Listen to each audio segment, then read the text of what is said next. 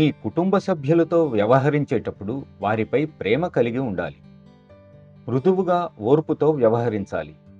ఆధ్యాత్మికత కోసం కుటుంబాన్ని, అలాగే కుటుంబం కోసం ఆధ్యాత్మికతను అశ్రద్ధ చేయవద్దు.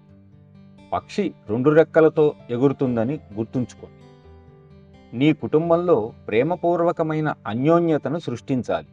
తరువాత దానిని కొనసాగించాలి. అంతేగాని నీ సాధనను సాకుగా చేసుకొని వారిని అశ్రద్ధ చేయవద్దు. నిజానికి మనందరం మన కుటుంబాల గురించి ఆలోచిస్తాం.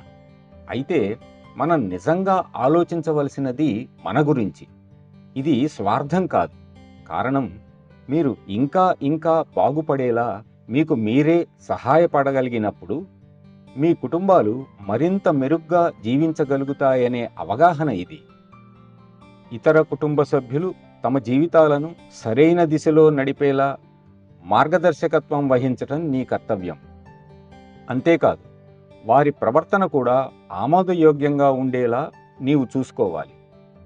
నీవు సహజ మార్గాన్ని చిత్తశుద్ధితో తీసుకుని నీ కుటుంబానికి ఆదర్శంగా నిలవాలని నా సలహా. ఏది మంచిదో దానివైపు వాళ్లను నడిపించాలి. చిత్తశుద్ధి గల అభ్యాసీలకు మాస్టర్ గారి ఆదరణ, సహాయం ఎప్పుడూ ఉంటాయి.